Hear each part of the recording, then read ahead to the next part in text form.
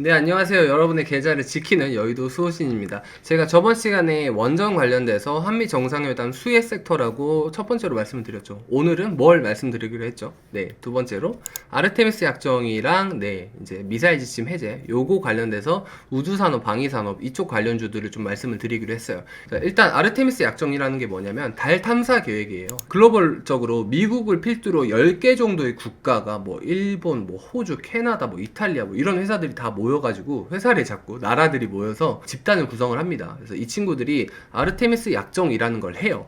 그래서 이 아르테미스 협력 계획은 뭐냐면 2024년까지 우주인을 일단 달에 보내고 2028년까지 달에다가 지속 가능한 우주 정거장을 만들어서 거기서 지속적으로 활동을 하겠다라는 그런 계획이거든요. 그러니까 쉽게 말하면 달 탐사 우주 산업인 거죠. 그러니까 인류가 우주로 나가는 좀 적극적인 집단적인 첫 번째 행보라고 보시면 될 텐데, 원래 10개국이었는데 여기에 이번 한미정상회담 이후로 우리나라가 플러스 1이 됩니다. 그러니까 엄청난 발전이죠. 그래서 우리나라가 사실 그동안 우주산업 관련돼서 기대감들은 많았는데, 왜 미국은 뭐 스페이스X니 뭐니 해서 민간도 그렇고 나사니 뭐니 해서 막 공공도 그렇고 굉장히 좀 활동적이잖아요. 그리고 뭐 러시아도 뭐 우주 쪽 강국이고 뭐 중국도 마찬가지인데 우리나라만 많이 좀 소외가 돼 있는 그런 모습이었는데, 이번 이슈로 인해서 우리나라도 확실하게 그쪽 산업에 대한 제한이 좀 풀리고 관심이 확 쏟아지지 않았냐, 그런 생각이 좀 들고 있어요. 자, 그러면은 아르테미스 약정 관련주는 뭐가 있냐? 사실 뭐 다른 것들이 많이 거론이 되긴 하는데, 사실 요겁니다. 한국항공우주예요. 요거 하나가 있습니다. 한국항공우주는 한국형 발사체인 누리호 사업을 좀 하고 있죠. 여기 300여 개 기업들이 그 밑에도 좀 따라 붙고 있는데, 실질적으로 지금 상장이 된 회사 중에 대장주로 요거 아르테미스 약정 관련된 주는 한국항공우주가 유일하다고 볼 수 있겠습니다. 그래서 한국항공우주 주가를 좀 보시면 될 텐데, 얘가 연봉으로 봐도 좀 덜 부담스럽죠. 많이 빠졌어요. 그래서 월봉으로 봐도 그렇고 주봉으로 봐도 그렇고 일봉으로 봐도 그렇고, 그래서 지금 파동이 조금 안정된 구간에서 뭐 어제 정도만 해도 사실 좀 괜찮았을 텐데 조금씩 좀 뜨고 있는 모습입니다. 그래서 그 관련 산업 관련돼서는 얘가 좀 뜨고 있다. 그리고 여러 가지 업황들을 봤을 때 아마 한국항공우주가 또 인생의 전환점을 맞는 그런 시기가 되지 않을까라고 생각을 합니다. 자, 그러면 두 번째 이슈는 뭐가 있냐면 KPS 사업이 있어요. 제가 아까 말씀드렸던 미사일 지침 해제에 앞서서 KPS라는 사업을 먼저 말씀을 드릴 건데, 그동안 우리나라는 독자적인 뭐 위성 관련돼서 시스템이랄 게 없었단 말이에요. 그래서 GPS라고 불리우는 게 이제 글로벌, 이제 국제적인 위성 항법 시스템인데, 요거를 사용을 했습니다. 그래서 미국의 그늘에 굉장히 많이 갇혀 있었어요. 근데 이번에 KPS라는 사업을 독자적으로 추진할 수 있게 됐죠. 한미 정상회담 이후로. KPS는 뭐냐? 네, 한국형 위성 항법 시스템입니다. 근데 이게 뭐냐면, 우리가 이제 위성을 띄우고 이제 거기에서 강화된 내비게이션을 바탕으로 이제 뭐가 되겠어요? 자율주행이 조금 우리나라에서 활발하게 되겠죠. 그리고 드론도 실질적으로 좀 잘 볼 수 있을 겁니다.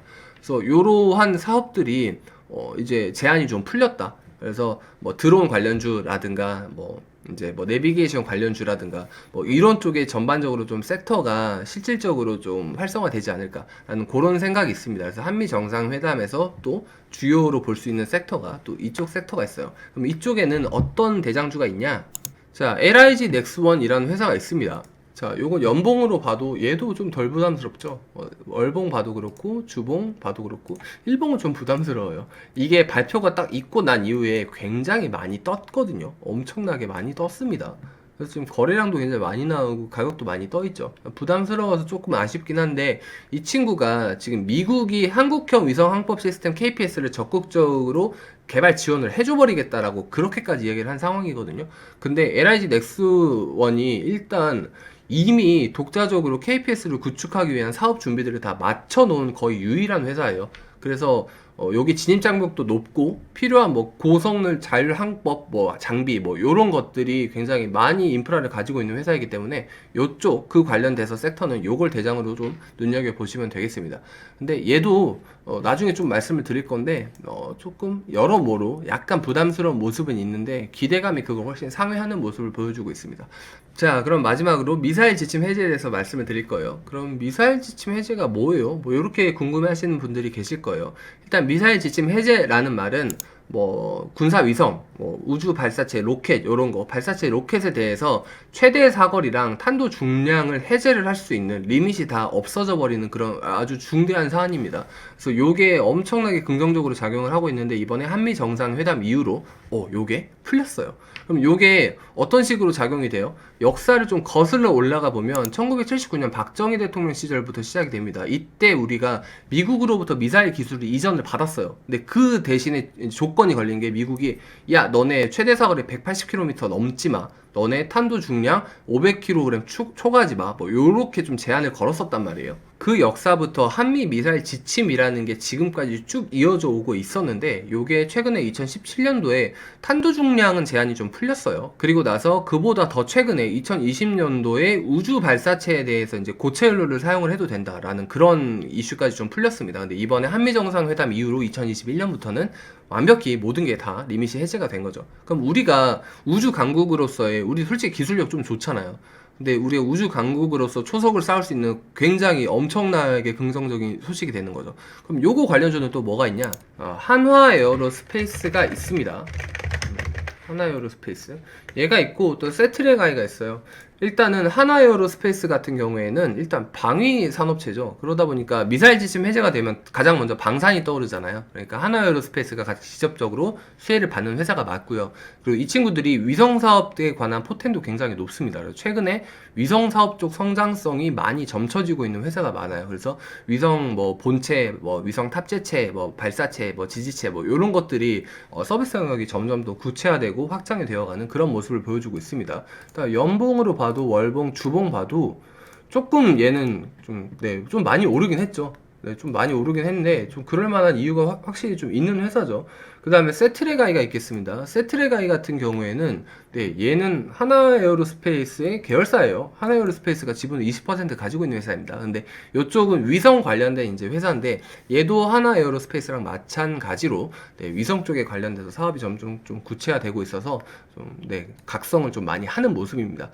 얘도 연월 주일 보는데 얘는 조금 부담스러운 가격이죠. 그럼 지금 제가 말씀드렸던 것들을 총 종합을 좀 해볼까요? 지금 제가 아르테미스 약정 관련돼서 한국항공우주 말씀드렸고 그 다음에 또 뭐가 있었나요? KPS 관련돼서 LIG 넥스원이 있었죠. 그 다음에 지금 미사일 지침 해제 관련돼서 하나 에어로스페이스랑 세트레가이 말씀을 드리고 있습니다.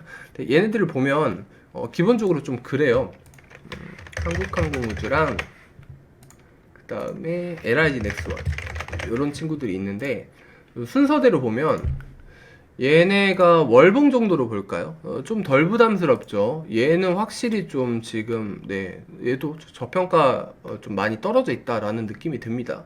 그 다음에 하나 에어로스페이스도 조금 애매하긴 한데 그래도 아직 마냥 비싼 모습은 아니죠. 세트레가이는 조금 부담스럽고 근데 이 중에서 조금 괜찮은 게 사실 한국항공우주랑 LIG 넥스원이 저는 개인적으로 이제 아시잖아요. 좀 보수적이다 보니까 요게 좀 재무 건전성이나 부채 요런 쪽에 사실 좀 부담스러운 건 있어요. 그래서 업황은 굉장히 좋고 인생의 전환점을 맞은 네 가지 주식이긴 하지만 조금 재무적으로 좀 부담스러운 부분들이 있다라고 해서 그거는 좀 미리 말씀을 드리고 싶고 세트리가 있는 가격이 사실 조금 제 취향 나는 것 같아요. 너무 좀 부담스러운 파동이어서 요거는 좀 부담스러운데 하나에어로스페이스 같은 경우에는 요건 그나마 지금 4개 중에서 재무적으로 봤을 때 좀 가장 안정이 좀 된 그런 회사입니다. 그래서 얘도 저 말씀을 드려야 되는데 또 어제 또 12%가 올랐어요. 좀 아쉽긴 한데 요 4가지 주식은 좀 지켜보시다가 좀 재무적으로도 좀 탄탄해지고 더 그리고 무엇보다 이 주가 흐름 자체가 조금 안정이 되면 최근에 지금 너무 많이 좀 꿈틀꿈틀하니까 좀 안정이 안 돼 있죠. 그래서 지금 잡기에는 조금 어려울 것 같고 부담스러울 것 같고 얘네들도 조금 더 안정이 되면은 그때 조금 눈여겨서 보셔도 괜찮지 않을까라고 말씀을 드립니다. 오늘 말씀드렸던 거는 다른 거는 다 차치하고서라도 주식에 또 영원한 건 없잖아요. 다우지수에서 30종목이 들어가 있는데 130년간 역사에서 살아남은 회사는 GE, 제너럴 일렉트릭 하나밖에 없어요. 그러니까 나머지 회사는 다 사라진 거예요. 그러니까 삼성전자 같은 회사도 사실 시간이 지나서 역사가 흐르면 뭐 사라질 수 있는 회사가 됩니다. 포스코도 그렇게 잘 나갔던 게 지금 많이 떨어져 있었다가 또 조금 오르고 있는데 뭐 그런 회사들이 굉장히 많죠. 두산중공업만 봐도 그렇고.